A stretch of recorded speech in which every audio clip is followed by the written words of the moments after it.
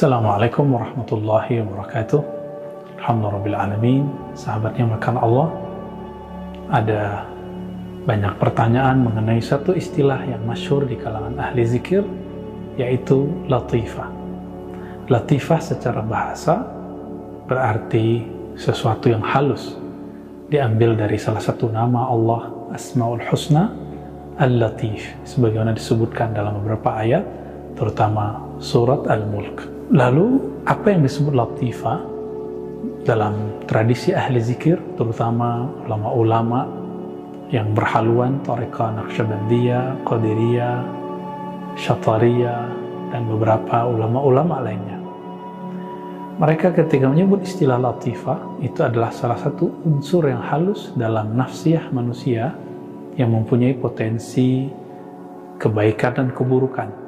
Latifah itu sangat banyak sekali di kalangan ulama Samaniyah, Thariqah Samaniyah yang merupakan paduan dari Thariqah Qadiriyah, Khalwatiyah, dan Thariqah-Thariqah yang lain juga.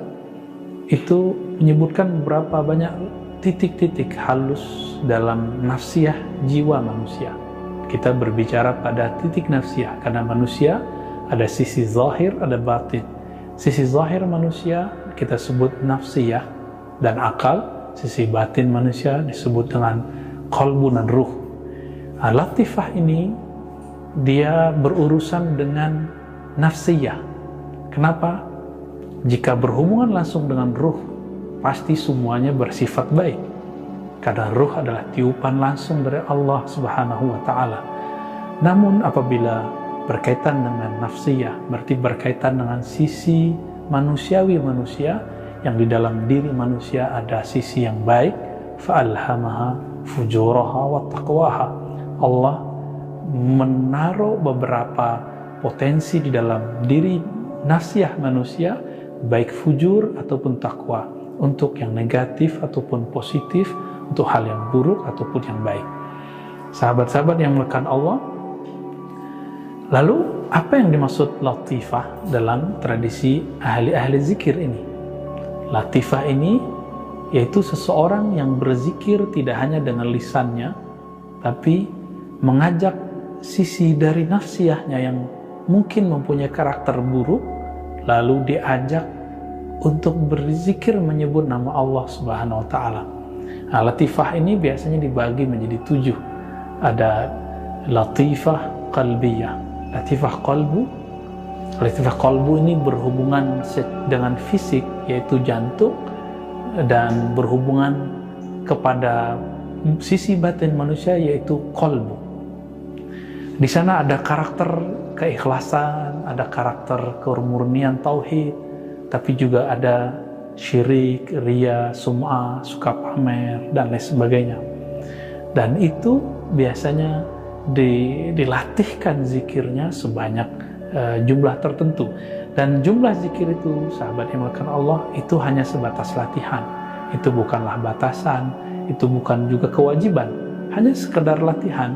Seperti seorang dokter mengatakan kepada pasiennya, kamu punya penyakit jantung, ya udah kamu latihan setiap hari, lari cepat atau jalan cepat sebanyak 30 menit atau 2 kilo, 3 kilo. Kira-kira seperti itu. Jadi ini bukanlah seperti pembatasan tahdidu zikr. Yang penting zikirnya banyak. Ya allazina amanu zkurullaha dzikran katsira. Wahai orang beriman, sebutlah nama Allah sebanyak-banyaknya. Itu disebut latifah qalbiyah. Ada yang disebut latifah ruhiyah. Latifah yang berkaitan dengan spirit. Lalu ada latifah yang berkaitan dengan sir, rahasia. Jadi jiwa kita juga menyimpan rahasia-rahasia.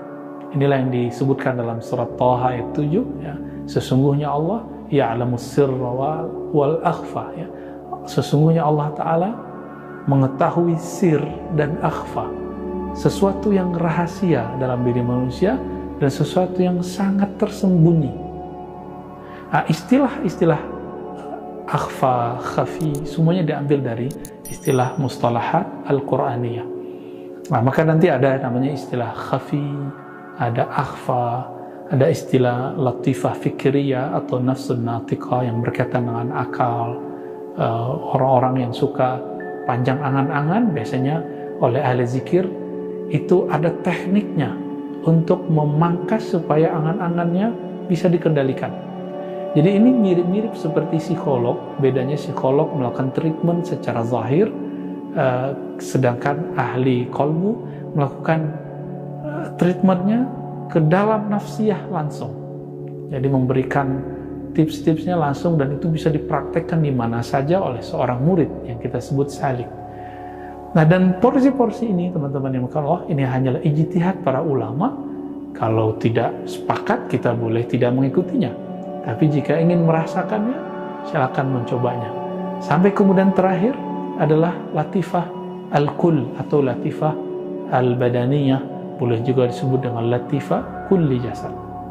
Latifah inilah yang disebut dalam surat Az-Zumar ayat 23, ya, menyebutkan bahwa taqsya'irru, karena Al-Quran, karena zikir, maka taqsya'irru minhu juludul ladzina yakhshawna rabbahum, bergetar karenanya, merinding karenanya kulit orang-orang yang beriman, ya. Tapi itu hanya di tahap pertama, ya, summa talinu juluduhum wa qulubuhum ila dzikrillah. Lalu apa yang terjadi? Julud, kulit mereka dan kalbu mereka akan kembali tenang dalam berzikir kepada Allah Subhanahu wa ta'ala.